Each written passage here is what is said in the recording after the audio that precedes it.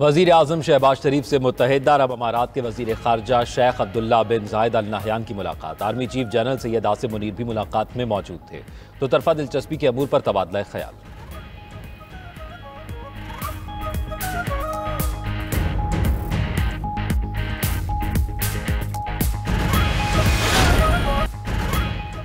मसीहियों के रूहानी Peshwa pop Francis 88 साल की उम्र में इंतकाल कर गए। वेटिकन सिटी की तस्दीक, पॉप फ्रांसिस डबल नमूनिया का शिकार थे। तवील बीमारी के बाद चंद रोज कबल ही सेहतयाब होकर अस्पताल से डिस्चार्ज हुए। इतवार को ईस्टर के मौके पर लोगों से मुलाकातें भी की थी। रिपोर्ट के मुताबिक जॉर्जे मारियो 2013 में रोमन कैथोलिक चर्च के सरबराह बने। वो ओहदा संभालने वाले पहले लातीनी अमरीकी रहनुमा थे। पॉप फ्रांसिस ने बैनुल मज़ाहिब मुकालमे और अमन के लिए आलमी सतह पर कोशिशें की।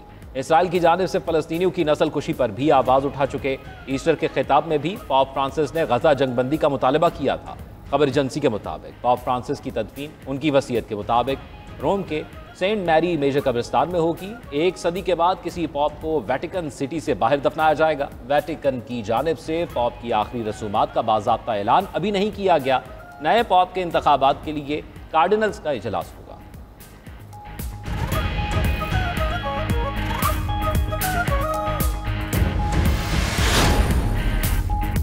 सदर मुमलिकत आसिफ अली जरदारी और वज़ीर आज़म शहबाज शरीफ का पोप फ्रांसिस की वफ़ात पर इजहार अफसोस। बयान में कहा कि आन जहानी पोप फ्रांसिस बैनुल मजहबी हम आहंगी, अमन और इंसानियत के अलमबरदार थे। पापाए रोम अरबों इंसानों को अच्छाई की तरगीब और अमन व सलामती के लिए रहनुमाई करते रहे। उनका तर्ज अमल न सिर्फ मसीही दुनिया बल्कि तमाम मज़ाहिब के पैरोकारों के लिए मशअल राह रहा। पोप फ्रांसिस के इंतकाल पर आलमी रहनुमाओं का भी इजहार अफसोस। सदर यूरोपियन पार्लियामेंट, जर्मन चांसलर, फ्रांसीसी सदर और हॉलैंड के वज़ीर आज़म ने इंतकाल पर दुख का इजहार किया। बयान में कहा कि पोप फ्रांसिस ने दुखी इंसानियत के लिए खिदमात अंजाम दी। खिदमात को हमेशा याद रखा जाएगा।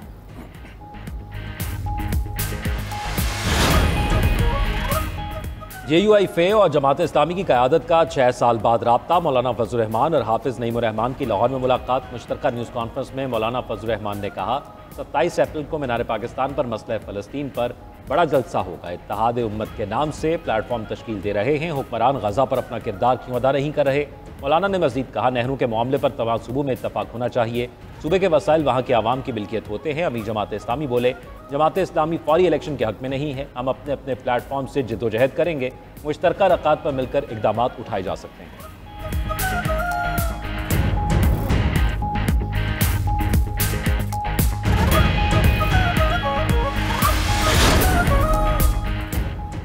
टेक्सटाइल सेक्टर के बरामदात में 9.38% इजाफा। वज़ीर आज़म शहबाज शरीफ का इजहार इत्मीनान। इजाफा मईशत के लिए मुस्बत पेशरफ्त करार दे दिया।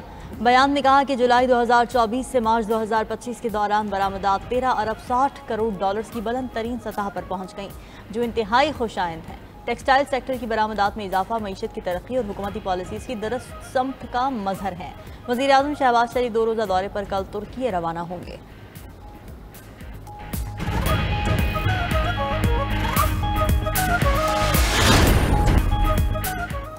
मुल्क में आइन मुअत्तल नहीं, जरूरत पड़ी तो नई तरमीम भी आ सकती है। फिलहाल ऐसी कोई तजवीज़ नहीं। वफाकी वजीर कानून आज़म नज़ीर तारड़ की मीडिया से गुफ्तगू। कहा 26वीं तरमीम के बाद आइनी बेंच बनने से मुकदमात के फैसले जल्द हो रहे हैं। अब भी हाई कोर्ट और सुप्रीम कोर्ट में लाखों मुकदमात ज़ेर इल्तवा हैं। एक सवाल के जवाब पर वजीर कानून का कहना था अगर आप फौजी इमलाक पर हमले करेंगे, पुलिस की गाड़ियां जलाएंगे, धावा बोलेंगे तो फूलों के हार नहीं पहनाए जा सकते।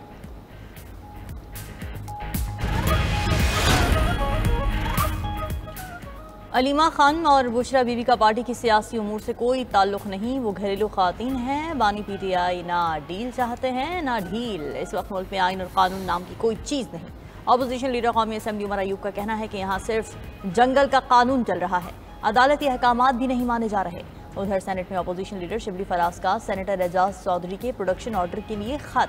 मतन के मुताबिक सेनेटर एजाज चौधरी 1 साल से जुडिशल रिमांड पर हैं। उनको आइनी हक से भी महरूम किया जा रहा है।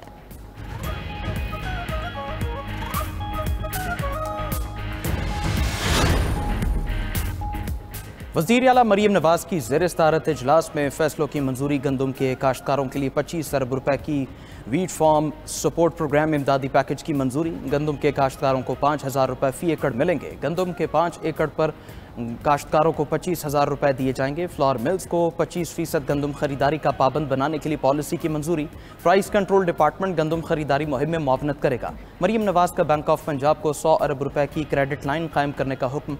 वज़ीर ज़राअत पंजाब आशिक किरमानी ने पंजाब की गंदम पर प्रोपेगेंडा अफसोसनाक करार दिया।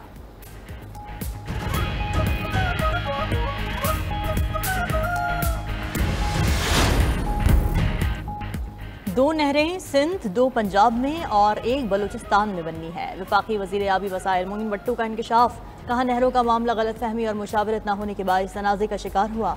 ताहम अब इस पर मुज़ाकरात शुरू हो चुके हैं और अब ये मामला खुशउस्लूबी से तय पा जाएगा। हर सूबा अपने हिस्से के पानी को अपनी मर्जी से इस्तेमाल कर सकता है।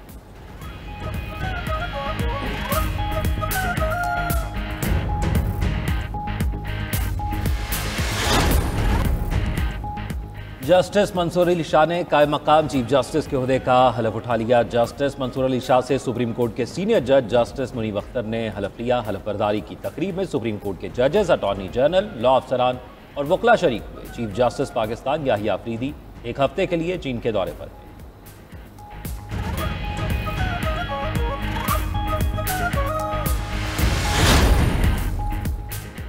कराची में समुद्री हवाएं आज भी मअतल। मौसम गर्म रहने के साथ शहर में गर्म हवाओं का राज। महकमा मौसमियात के मुताबिक शहर में हीट वेव के असरात 23 अप्रैल तक रहेंगे। सिंध के दीगर शहरों और पंजाब में भी आज मौसम गर्म और खुश्क। शाम को गर्द आलूद हवाएं चलने की तवक्को। चित्राल, दीर, सवात, शांगला, कश्मीर और गिलगित बल्तिस्तान में बारिश की पेशगोई। उधर मकबूजा कश्मीर के जिला रामबन में तूफानी बारिशों के बाद सैलाब। हादसात में बच्चे समेत 3 अफराद जाँ बहक। लैंड स्लाइडिंग के बायस मुतादिद गाड़ियाँ मलबे तले दब गईं।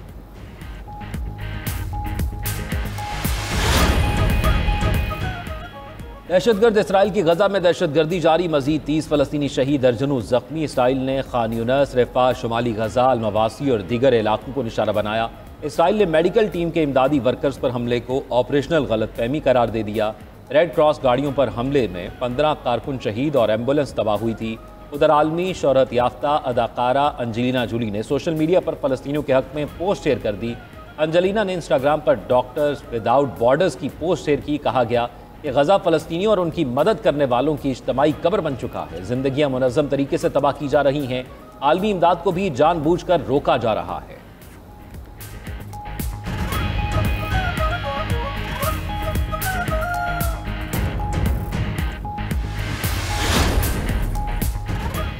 अमरीका का यमन के दारुल हुकूमत में एक और बड़ा हमला। 15 अफराद शहीद, 30 जख्मी। हुसी तर्जुमान के मुताबिक अमरीकी तैयारों ने सना, हुदैदा, मारेब और सादा में रिहायशी इलाकों को निशाना बनाया। बंदरगाह और एयरपोर्ट को भी नुकसान पहुंचा। चंद रोज कबल होने वाले हमले में भी 80 अफराद जाँ बहक और 150 जख्मी हुए थे।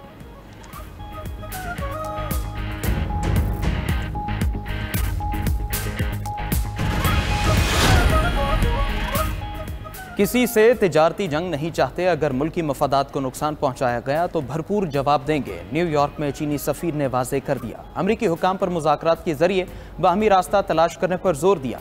उधर चीन का अमरीकी तैयारा साज कंपनी बोइंग से डिलीवरी लेने से इनकार। बोइंग मैक्स 737 चीन से वापस अमरीका पहुंच गया। चीनी सदर ने अमरीकी तैयारे के ऑर्डर्स मनसूख करने की हिदायत की थी।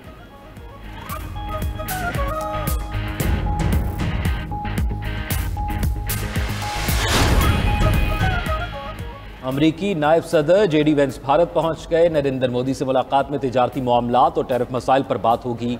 सिख फॉर जस्टिस के रहनुमा करपतवंत सिंह पन्नू ने नायब सदर से अपने कत्ल की साजिश का मामला भी भारतीय वजीर आजम के सामने उठाने का मुतालबा कर रखा है।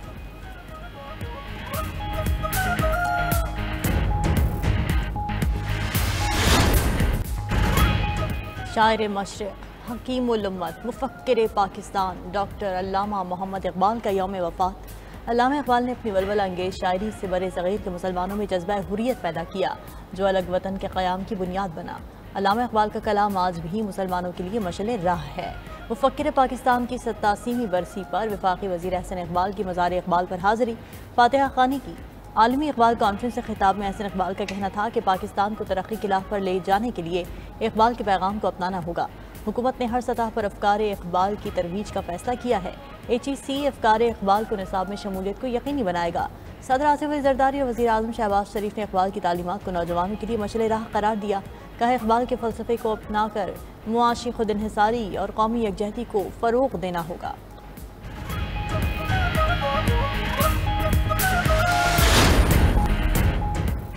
व्हाट्सएप का नया स्मार्ट फीचर मुतारिफ। एंड्रॉयड फोन्स में पैगामात का तर्जुमा मकामी जुबानों में हो सकेगा। नया फीचर स्पेनिश, अरबी, हिंदी और रूसी जुबानों के तर्जुमे को सपोर्ट करता है। लैंग्वेज पैक डाउनलोड करने के बाद तर्जुमे के लिए इंटरनेट कनेक्शन की जरूरत भी नहीं होगी।